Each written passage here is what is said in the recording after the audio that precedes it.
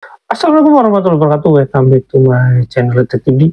Ya teman-teman, kali ini ada berita yang cukup penting dan mungkin ini menjadi berita yang buat saya nggak aneh, cuma bagi orang itu cukup aneh ya, karena ini berita tentang PayTrend. Nah, ini saya kutip dari sebuah portal media ya, dan cukup terkenal portal media ini karena ini ya bicara tentang bisnis ya, ini bisnis.com.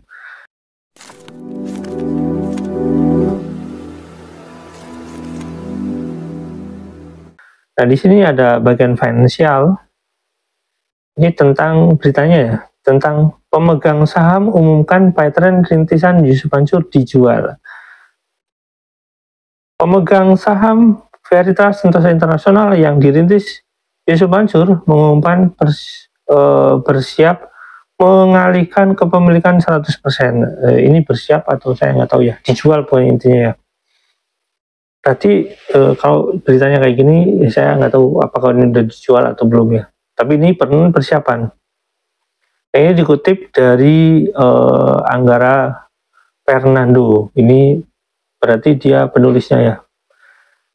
Kamis 20 Februari 2025. Ini berarti bulan kemarin dan masih belum lama sih, belum 1 bulan ya. Jadi sekitar ya kalau kita lihat kurang lebih sekarang ya hampir 20 hari. Ya saya bacakan ya, nanti saya berulas. Jakarta, pemegang saham PT Veritas Sentosa Internasional, ini PayTrend ya teman-teman, ini nama PT-nya, yang dirintis Yusuf Mansur mengumumkan bersiap mengalihkan kepemilikan 100%. Bersiap mengalihkan. Oh, saya nggak tahu apakah ini dijual atau belum, tapi kita lihat beritanya. Saya belum baca ya teman-teman ya. Veritas Sentosa Internasional adalah perusahaan yang menaungi brand PayTrend sejak Mei 2014. Entitas ini memiliki izin penyelenggara sistem elektronik seperti pembayaran pulsa, tagihan listrik, token listrik, PDAM, cicilan, BPJS, kesehatan, IndiHome, voucher game, tiket kereta, hingga e-money ya. Jadi sebenarnya itu banyak perubahan ya teman-teman. Jadi bukan pada awalnya itu kan udah jelas MLM ya, terus kemudian dikembangkan lagi, dan perubahan daripada izin-izin perusahaan itu ya melalui tahapan. Nah, tapi kita lihat dulu, karena ini ngomongin tentang peralihan saham ya. Disebutkan dengan pengalihan ini, maka pengendalian PayTrend akan beralih kepada investor baru. Bisnis mengkonfirmasi aksi penjualan ini kepada Norman Sugianto selaku PIC Direksi dan Yusuf Mansur sebagai pemilik. Meski demikian, hingga berita ini dirilis, pesan yang disampaikan belum direspon. Selanjutnya disebutkan investor atau kreditor yang berkeberatan atas aksi pengalihan pemilik PayTrend ini diminta mengajukan keberatan. Saya bisa bahas sedikit ya, karena ini menyangkut kreditur.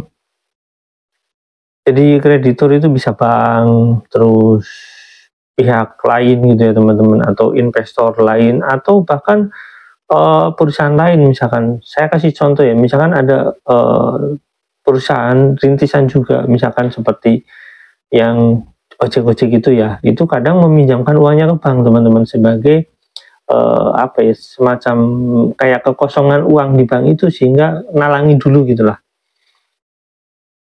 Nah, kita lanjut ya teman-teman. Yusuf Mansur sendiri sebelumnya juga memiliki PayTrend Asset Management (PAM). Akan tetapi Otoritas Jasa Keuangan (OJK) secara resmi dicabut izin usaha setelah melalui hasil pemeriksaan dan pengawasan. Lanjutan terkait penyelenggaraan terhadap peraturan perundang-undangan di bidang pasar modal. Oleh karena itu, OJK memberikan sanksi administratif berupa pencabutan izin usaha terhadap PT PayTrend Asset Management yang diumumkan pada 8 Mei 2024. Ini yang itu ya, yang mengelola uang masyarakat, misalnya kayak ya mungkin reksadananya atau apa gitu ya teman-teman.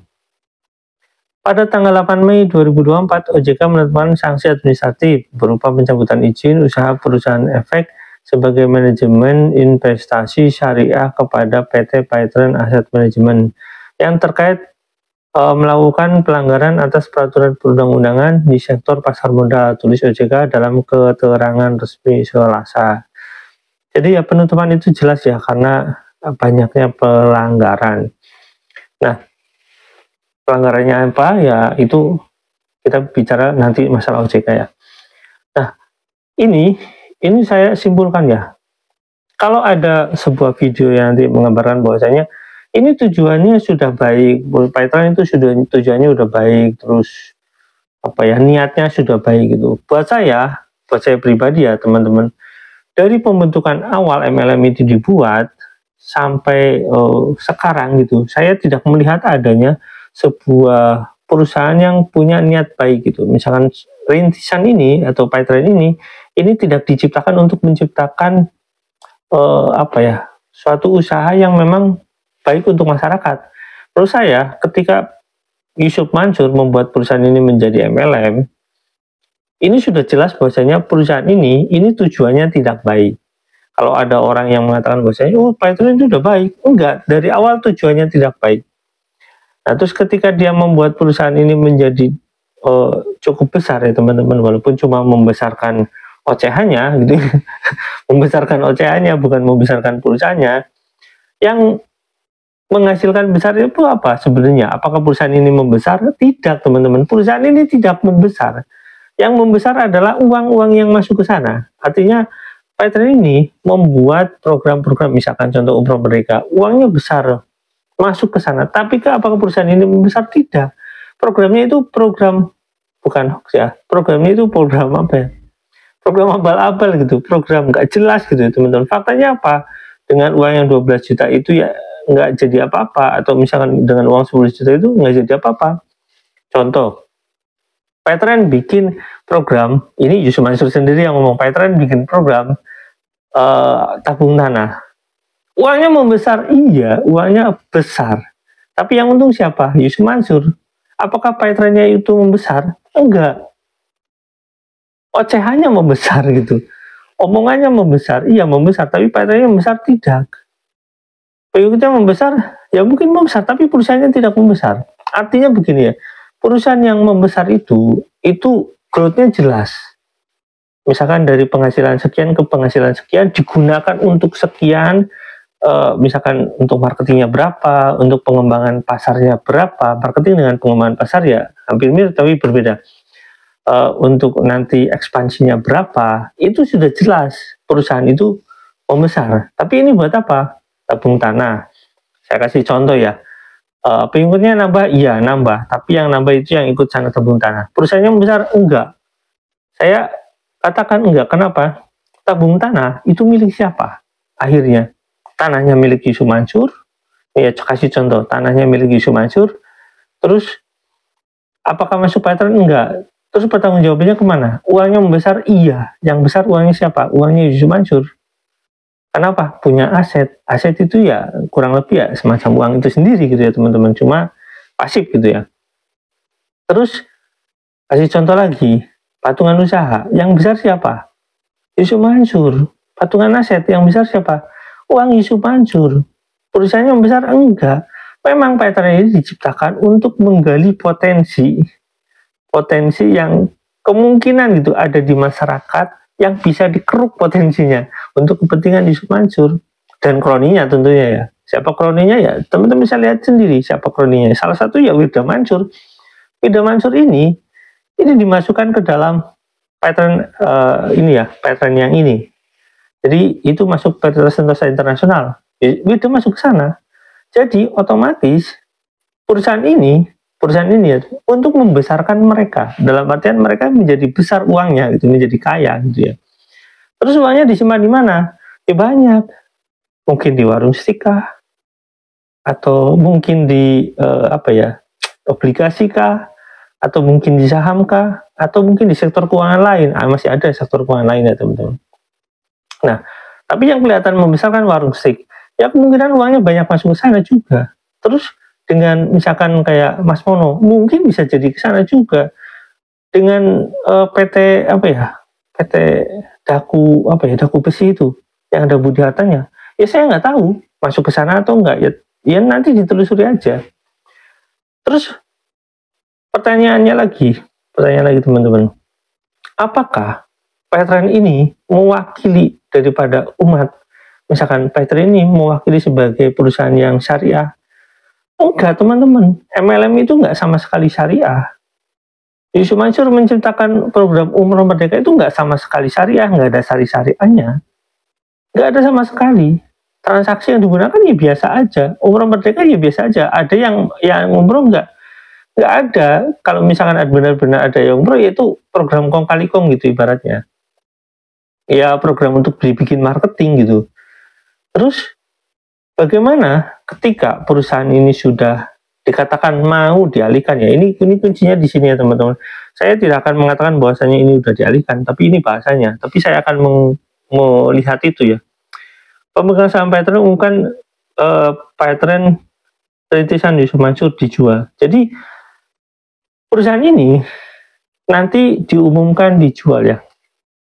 Nah, apakah nanti ada yang membeli atau tidak? Nah, ini kemungkinan yang bisa kita bahas. Pertama, ketika Petren mau dijual dengan hutang begitu banyak, hutang karyawan belum dibayar gajinya banyak, terus hutang para investor juga banyak gitu ya, patungan usaha yang didirikan di sana, terus Moya Vidi juga diklaim di sana juga masuk ke patungan usaha gitu ya. Ini melalui promosinya melalui Petren teman-teman. Tabung tanah, tabung aset, terus dan lain-lain. Saya nggak tahu, mungkin ada Umroh Merdeka. Saya kasih contoh. Misalkan ya, Petren ini diumumkan dijual. Logikanya yang sederhana, logikanya mau di gimana pun, mau dipamerkan dimanapun, Petren ini mau diolah seperti apapun, tidak akan ada orang dungu yang mau membeli Petren ini. Pertama seperti itu. Ini kemungkinan pertama. Kemungkinan keduanya, jika ada orang yang membeli Petren ini dengan alasan ini perusahaan, ini contoh orang beralibi kan gini, ini perusahaan yang wajib kita kembangkan karena ini syariah, lagi-lagi kalau nyebut syariah kayak gitu. Nah, kalau kemungkinan kedua ini tercipta atau terjadi, itu muncul kemungkinan orang ini dibayar oleh Yusuf Mansur untuk menggantikan posisi Yusuf Mansur sebagai pemegang saham. Kenapa? Karena ada hutang di sana yang harus dialihkan kepada orang lain, dan orang ini harus dibayar. Kenapa orang ini mau dibayar? Nah, ini kemungkinan keduanya. Orang yang dibayar Yusuf Mansur ini kemungkinan ya teman-teman. Jadi saya pakai bahasa kemungkinan karena saya pakai bahasa hukum. Ini kan praduga ya. Kalau misalkan itu terjadi, kemungkinan yang keduanya adalah kalau orang ini dibayar, terus kemudian nanti si orang-orang lama ini yang menjadi investor atau menjadi pelanggan atau karyawan yang tidak digaji itu menuntut, ini akan melalui jenjang yang lebih panjang lagi. Kenapa? Karena sudah melakukan peralihan. Itu. Jadi kemungkinan orang nggak mau beli karena nggak ada orang dungu yang mau membeli perusahaan yang nggak punya apa-apa.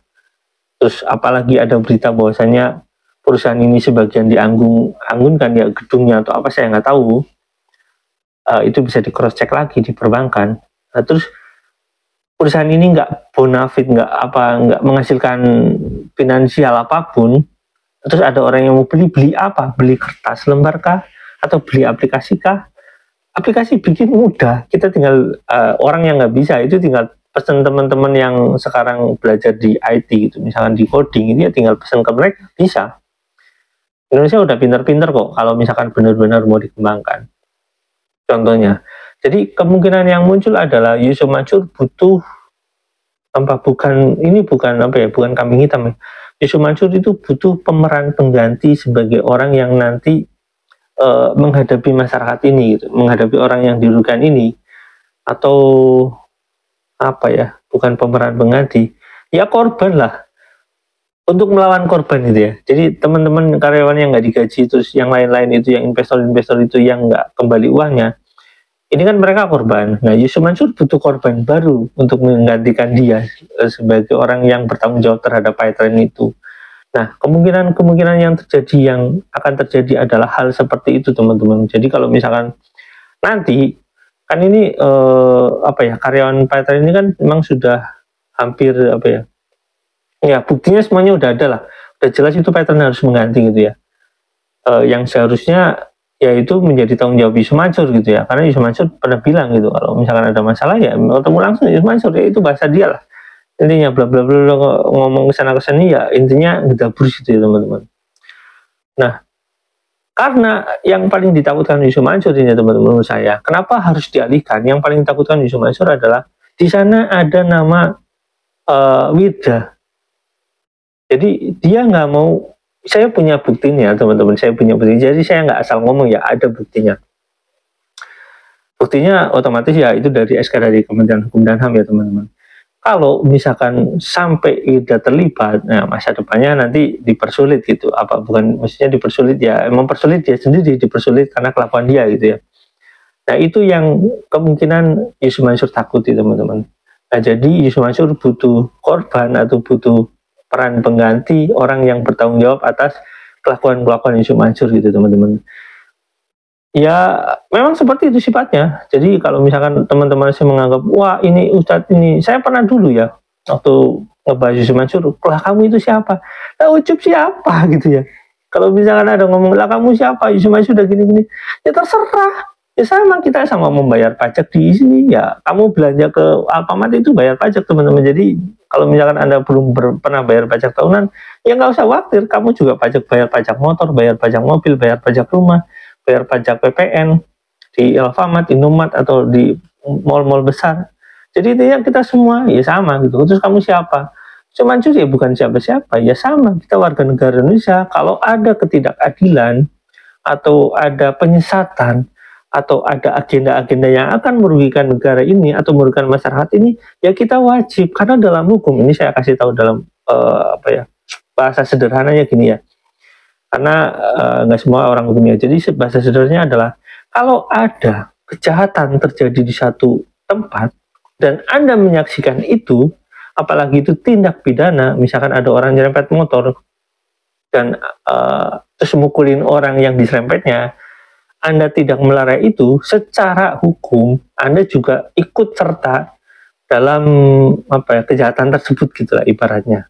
Ini saya kasih gambaran sederhananya, nanti KUHP-nya ada, tapi ya kita nggak bahas tentang KUHP teman-teman. Jadi intinya adalah kalau ada orang yang membiarkan kejahatan itu terjadi ya sama aja. Jadi kalau ada orang, lah kamu ini siapa ngomong-ngomong Yusuf Mansur gini-gini, ya berarti yang ngomong kayak gitu itu dedengkotnya Yusuf Mansur, atau bukan dedengkot apa ya, bahasanya ini kayak ya pasar lah gitu ya, pasarnya Yusuf Mansur gitu ya. Ini seperti itu. Kalau ada yang kayak gitu, kalau misalkan dia bukan pasarnya Yusuf Mansur, ya dia bagian orang-orang yang ikut serta menjolimi masyarakat gitu teman-teman. Oke teman-teman, sampai sini jangan lupa subscribe dan komen, jangan lupa juga share. Wassalamualaikum warahmatullahi wabarakatuh. Bye.